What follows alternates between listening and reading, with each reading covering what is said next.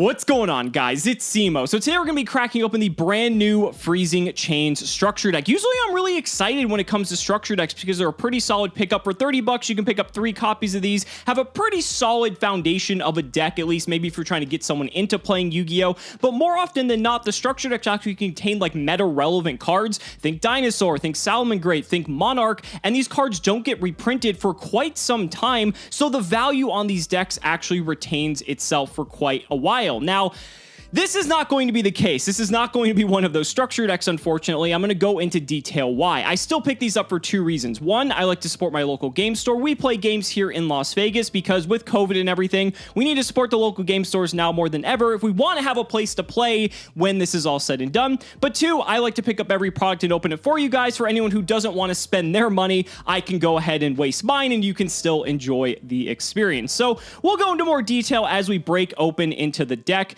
But other than that, if you're looking to pick up any other single cards or sealed product for that matter, use my affiliate links down in the description. Some of them actually give you 5% off, and that way you can get your cardboard crack fix for even cheaper, and who doesn't like getting cardboard for cheap? So we are going to crack straight into this here. I'm going to go ahead and remove all of this. You get a game mat and all this other stuff, but no one really cares too much about that. We just want the new card. So this is the Ice Barrier structure deck. I actually believe that this won a poll in Japan and was the selected deck of the winner of the poll. Japan did this, I also believe, with the Sacred Beast structure deck as well. I think that's partially, part of the problem with this is that because this was the type of deck that was picked, it was almost like a meme more than anything. Although I will say at least the Sacred Beast structure deck I feel like is a little bit more viable than this, but we'll go ahead and explain as we walk through the deck. Wow, and this is actually a little bit damaged. That's unfortunate, but this is Revealer of the Ice Barrier. This is one of the new cards. It's a level 4 water spellcaster, 1700 attack, 1000 defense. While you control another Ice Barrier monster, your opponent cannot tribute summon. You can only use each of the following effects of Revealer once per turn. You can discard 1 card, special summon an Ice Barrier tuner from your deck. Also, you cannot special summon monsters for the rest of this turn except water monsters. If you would discard or send a card from your hand to the graveyard to activate an Ice Barrier monster's effect, you can banish this card from your graveyard instead of one of those cards. As far as Ice Barriers go, this card isn't terrible. I mean, it just seems pretty solid, but I think the biggest problem is that this is Ice Barriers, and that kind of leads to the question of who is this product actually for? When we go through the entire deck, typically either the decks will contain a solid core of new cards that are actually very strong, or you get a bunch of really good reprints that people are looking for who might be budget players. I don't really feel like this deck really falls into either one of these categories, but let's go ahead and move on. Next up is Speaker for the Ice Barriers. It's a water level 4 spellcaster, 1000 attack, 1800 defense. While you control another Ice Barrier monster, defense position monsters your opponent controls cannot change their battle positions. Ooh, scary. You can only use each of the following effects of Speaker once per turn. If you control an Ice Barrier monster, you can special summon this card from your hand. That's not bad. And then if you control an Ice Barrier monster, you can banish this card from your graveyard, special summon an Ice Barrier token, which is an Aqua Water level 1 attack and defense 0 token. So again, I feel like Konami did the best that they could given the hand that they were dealt when it comes to Ice Barriers. Again, the card seems fine, but again, I think Ice Barriers are going to need a lot more help if they're going to want to do anything. Next up is Zujin of the Ice Barrier. Cool artwork on this one. It's a water level 2 warrior effect, 500 attack, 300 defense. You can tribute this card, special summon a level 5 or higher Ice Barrier monster from your hand if this card is in your graveyard, except the turn it was sent there. You can target 1 level 3 or higher water monster you control, reduce its level by exactly 2, and if you do, special summon this card, but banish it when it leaves the field. You can only use each effect of Zuijin once per turn. Moving on along, we have Wins over Ice Barrier. First of all, I love this artwork. This artwork is so cool. The card itself actually is, I believe, okay if I remember it correctly. Let's go ahead and see. Normal spell card, tribute any number of Ice Barrier monsters. Special summon from your deck that many level 4 or lower Ice Barrier monsters with different names from each other during your main phase, except the turn this card was sent to the graveyard. You can banish this card from your graveyard, then target one of your Ice Barrier monsters that is banished or in your graveyard, add it to your hand. You can only use each effect of Wins over the Ice Barrier once per turn. So again, pretty cool effect. It's like this sort of weird deck replacement effect, and then it allows you to just get some resources back afterwards. This is a prime target for Ash Blossom or anything like that as well, but it's a cool way to tutor out cards from your deck that not a lot of decks can really do. So I thought it was a pretty creative way to do that. Next up is Trishula, Zero Dragon of the Ice Barrier. I just love that Trishula is back. It's just unfortunate. I wish it did have some better support. So it's a water level 11, I believe. This is 1, 2, 3, 4, 5, 6, 7, 8, 9, 10, 11. Yeah, so 11 stars. It requires a tuner and 2 or more non-tuner monsters. 2,700 attack, 2,000 defense. When this card synchro summon, you can banish up to 3 cards your opponent controls. If the synchro summon card is in its owner's control is destroyed by an opponent's card, you can special summon one Trishula Dragon of the Ice Barrier from your extra deck or graveyard. Its attack becomes 3,300, then have the attack of any face-up monster your opponent controls. Also negate their effects. You can only use this effect once per turn. So this seems like a huge payoff, right? And obviously when you're going to have some sort of structure deck, it needs to have some sort of big boss monster. There just isn't really the tools to get to something like this very easily. I do like, though, that you can special summon Trish directly from the extra deck when this card is, I believe, destroyed by an opponent's card effect. It is a bit conditional because there's a lot of cards that can bypass that. It can get bounced with, like, Compulse. It can get shuffled away with, like, Unicorn. So your opponent's going to have ways to make sure that this doesn't happen necessarily. So I wish it just said leave the field because I think that would just be a little bit stronger. Here's a copy of Duloran. Everyone knows this. It's really cool to see this guy getting reprinted considering the legacy that he has. There's a copy of Brionic. I mean, this card is just... anyone who played back in the day knows how good this card is. This card is just incredible. And then we have a Gungnir. Gungnir's like actually fine. Like obviously it's not anything like Trish. It's nothing like Brio, but Gungnir in its own right is still a pretty decent card.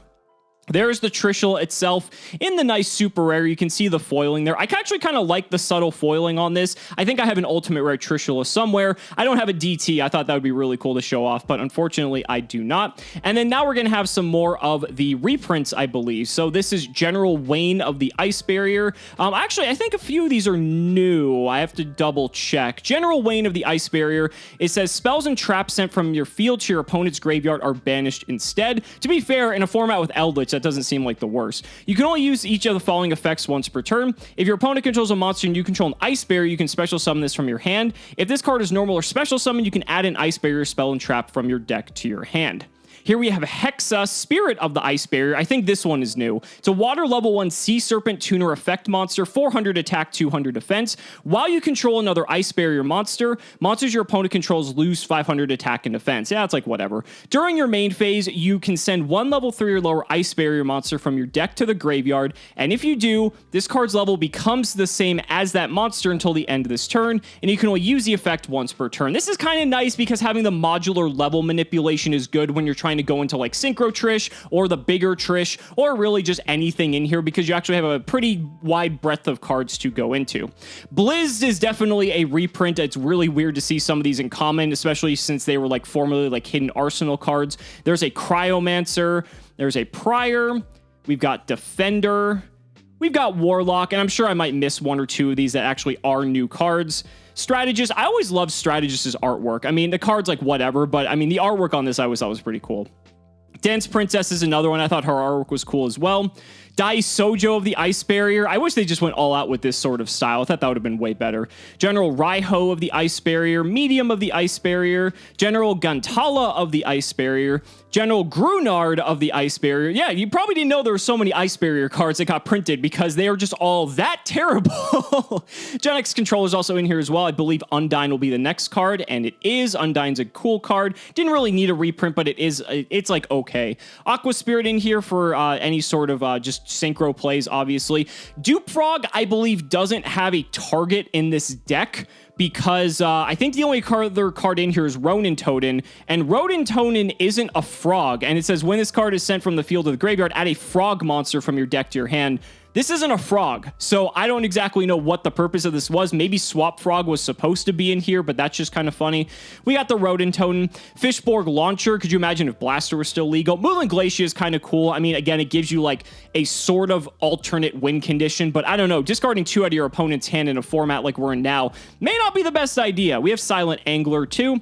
Freezing Chains of the Ice Barrier. I think this is new. This is a continuous spell. When this card's activated, you can target a level 4 or lower Ice Barrier monster in your graveyard. graveyard, special summon it. Okay, so Monster Reborn sounds good. While you control 3 or more Ice Barrier monsters you control are unaffected by the activated effects of your opponent's monsters that were special summoned from the extra deck. You can only activate it once per turn. Like, this is a solid card. Like, I mean, any deck would love to have a Monster Reborn that also has built-in protection from opponent's extra deck monsters.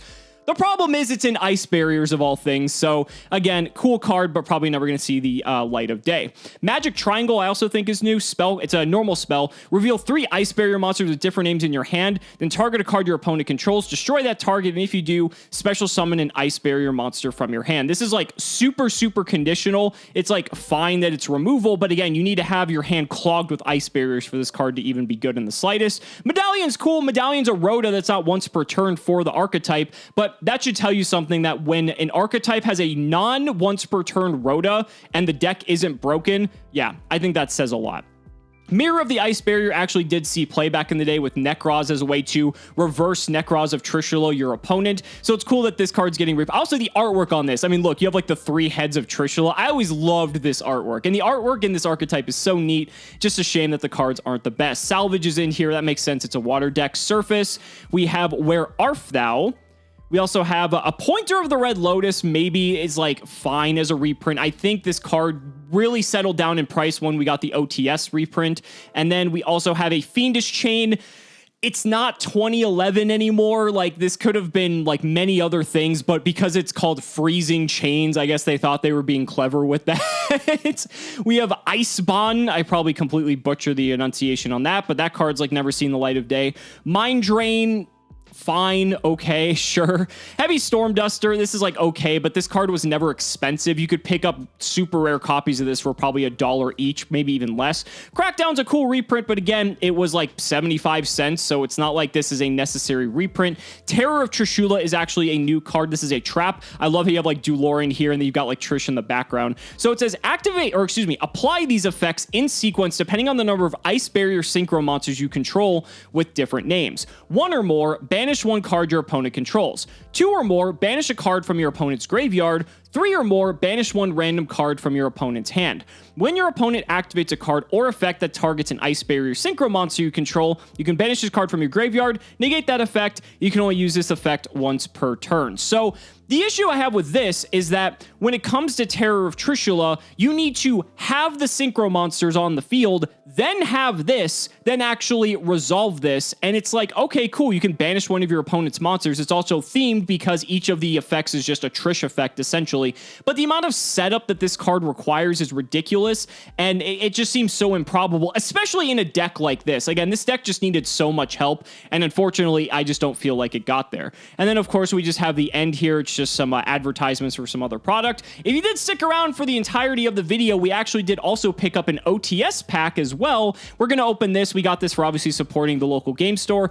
I have not opened an OTS pack in probably a year because sometimes my store runs out and I don't get the chance to get them. So I'm actually really excited for this. It's a nice way to just end the video, and might honestly be the saving grace of the video if we pull like a Halki Fibrax or a what's the other? Oh, actually, ooh, I think it's like the Rebellion Dragon and the Armed Dragon are the ults. So I'm not super excited about that. I believe the holo is in the front, and if I'm wrong, I'm going to look like an idiot. So we have Vampire's Domain, and we have... Oh, no, it was in the back. Okay, they changed it.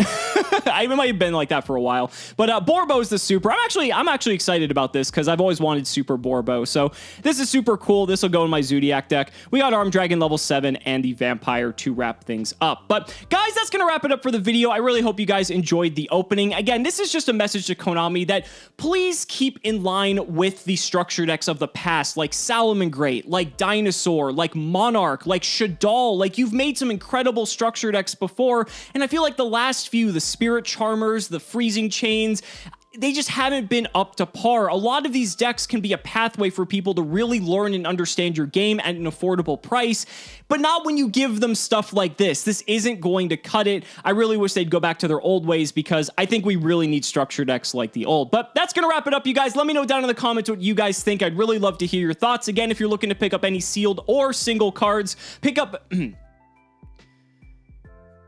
Again, if you're looking to pick up any single cards or sealed product, be sure to use my affiliate links down in the description. Some of them give you 5% off, so you can get that cardboard crack for cheap. Thank you all so much for watching the video. Be sure to like the video as always. Subscribe to the channel for more amazing Yu-Gi-Oh content. And if you found this video informative, consider supporting me on Patreon for exclusive early one-day access to both the Yu-Gi-Oh Progression Series and the history of Yu-Gi-Oh. Thanks so much again, and we will see you next time.